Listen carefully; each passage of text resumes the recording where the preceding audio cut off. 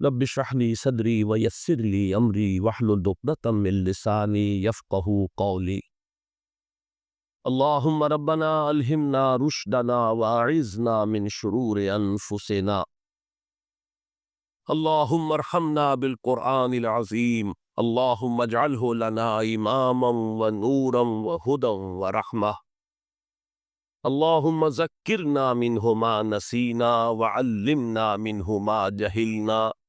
وارزقنا تلاوته آناء الليل وآناء النهار واجعله لنا حجة یا رب العالمین آمین۔ یعنی یہ بجائے آپ کو کوئی ثواب دلانے کے الٹا جو ہے آپ پر گرفت ہو جائے گی، ایسی کوئی چیز صحابہ سے ثابت نہیں ہے۔ اور ہمارا دین وہی ہے، ما انا علیہ واصحابی، رسول نے فرمایا جس چیز پر میرا عمل ہے اور میرے صحابہ کا ہے، دین تو اصل میں وہی ہے۔ جہاں تک ایصال ثواب کا تعلق ہے، اس میں ہمارے ہاں ذرا کافی مختلف آراء موجود ہیں۔ مجھے اس رائے سے اتفاق ہے کہ مالی اگر کوئی عبادت ہے، اس کا ثواب آپ اپنے کسی فوت شدہ بزرگ کو منتقل کر سکتے ہیں۔ مطلب آپ نے کسی بیوہ کی کو مدد کی ہے، کسی یتیم کی کو مدد کی ہے، کسی دینی کام میں پیسہ لگایا ہے، کوئی صدقہ جاریہ شروع کیا ہے خدمت خلق کے لیے وغیرہ وغیرہ، اس کی تو جو ہے اس کے ثواب کو منتقل کیا جا سکتا ہے کہ اللہ اس کا ثواب میرے والد یا میری والدہ کے وہ کو پہنچا دے۔ جسمانی نہیں، آپ نماز پڑھ کے کہیں اس کا ثواب، یا روزہ رکھ کر کہیں کہ اس کا ثواب، یا یہ کہ آپ قرآن پڑھ کر کہیں، یہ آپ ہی کو ثواب ہوگا، آپ خود پڑھیں گے آپ کو ثواب ہوگا۔ البتہ ایسے تمام افعال کے بعد جب آپ اللہ سے دعا کریں گے، یہ نہیں کہیں گے کہ میرے اس فعل کا ثواب منتقل کر دے، اے اللہ میرے والدین کی مغفرت فرما، تو یہ کوئی نیک کام کرنے کے بعد جو ہے اس دعا کی تاثیر جو ہے وہ بڑھ جاتی ہے۔ بس اس پہلو میں انڈائریکٹلی اس کا ایک تعلق بن جائے گا، ورنہ یہ کہ وہ اس طریقے سے بچوں کو بلانا اور پڑھانا اور یہ جو ہے سوئم میں کرنا اور قرآن خوانی کی محفلیں، یہ سب بدعات ہیں، اور یہ در حقیقت دین میں اضافے ہیں، اور ان کی کوئی حقیقت نہیں ہے۔ دیکھیے، انسانی زندگی کے یہ تین دور ہے: حیات دنیاوی جو ہماری پیدائش سے شروع ہو کر اور ہماری موت پر ختم ہو جائے، پھر حیات برزخی موت سے لے کر قیامت کے دن تک، اور پھر حیات اخروی ہے قیامت میں ریزریکشن کے بعد سے وہ زندگی جو ہے جو جنت یا دوزخ کی ہے۔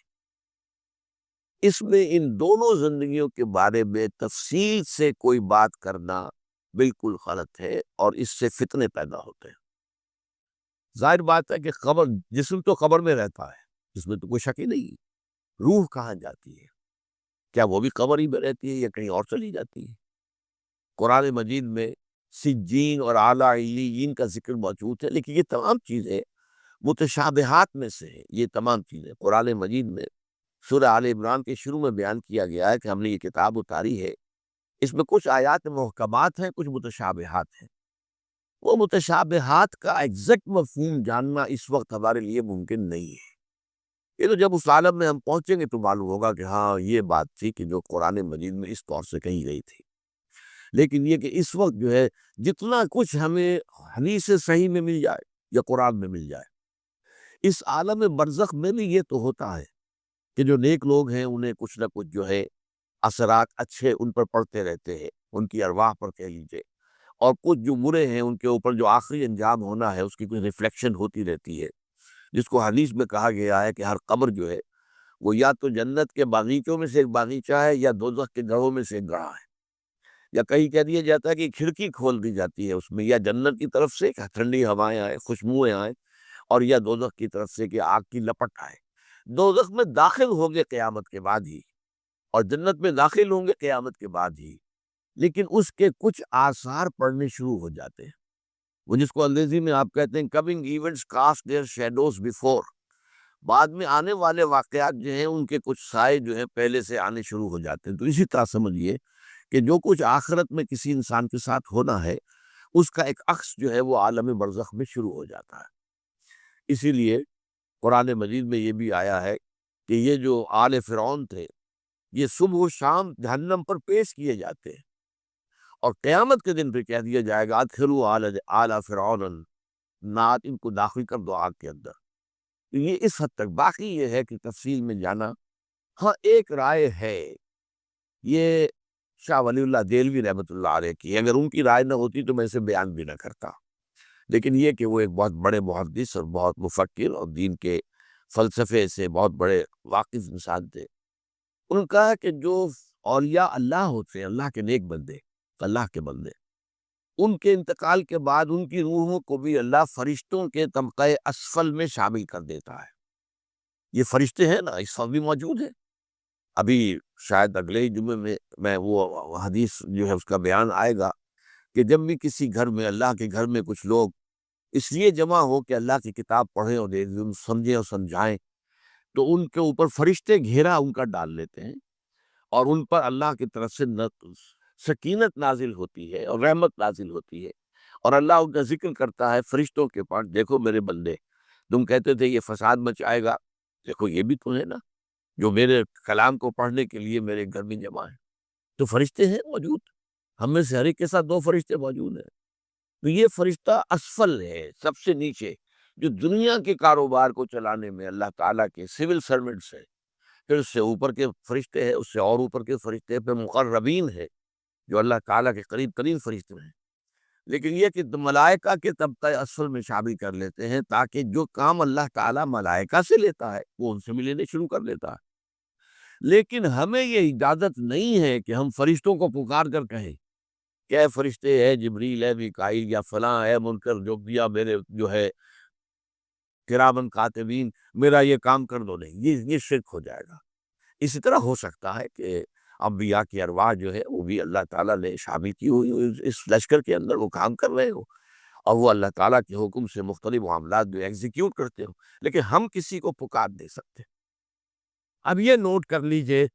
ہدایت و ضلالت اس دنیا میں جو مختلف حالتیں انسان پر طاری ہوتی، یا نعمتوں کی بارش ہو رہی ہے، یا تنگی ہے، فقر ہے، احتیاج، دنیاوی حیثیت ہے، وجاہت ہے، یا دنیا میں گمنامی ہے، کسنوی کرست کے بھیا کس تھی، کوئی آپ کا حال ہی نہیں پوچھ رہا کہ تم ہو کون، تمہارے منہ میں کتنے دانت ہیں، یا یہ کہ دنیا میں اقتدار کی کسی مسند پر انسان بیٹھا ہے، یا یہ کہ کوئی اس کے ہاتھ میں اختیار نہیں، یہ تمام جو حالات انسان پر طاری ہوتے ہیں، ان کے جواب میں جو طرز عمل فکری اعتبار سے اور عملاً انسان اختیار کرتا ہے، اس کے 4 درجے۔ پہلا درجہ ہے انتہائی گمراہی، ضل ضلالا بعیدا۔ وہ کیا ہے؟ اگر عزت ہوئی، نعمتیں ملی، فلاں دیوی یا دیوتا کی نگاہ کرم ہے، اس کی کرپا سے یہ ہو گیا، اور اگر کوئی تکلیف آ گئی، مصیبت آ گئی، معلوم ہوتا کہ فلاں دیوی یا دیوتا ہم سے ناراض ہو گیا، یہ کالی دیوی کی طرف سے کوئی مصیبت آ گئی ہے، یا یہ کہ یہ لکشمی دیوی کی نگاہ کرم ہے کہ ہمیں دولت مل گئی ہے۔ یہ تو ہے شرک۔ شرک ہونے کے اعتبار سے یہ ہے ضل ضلالا بعیدا، انتہائی پستی۔ اس پستی سے اوپر آئیں گے تو توحید کی پہلی منزل ہے۔ عزت دی اللہ نے دی، اگر کوئی تنگی آ گئی، فقر، تکلیف، کوئی ذلت، رسوائی، یہ بھی اللہ کی طرف سے۔ ایک اعتبار سے تو انسان ہدایت پر آ گیا، بڑی گہرائی تھی اس گندگی کی اور اس خباثت کی جو شرک جس کا نام ہے، اس سے انسان نکل آیا، نجاست سے۔ توحید تو ہے، لیکن ابھی اس میں اس کی گمراہی کا ایک ایلیمنٹ شامل ہے، اور یہ گمراہی سے جب تک آگے نہیں آئے گا، اوپر نہیں ابھرے گا، اس کا طرز عمل کیا ہوگا کہ ذرا کچھ مل گیا، عزت مل گئی، پھولے نہیں سما رہے،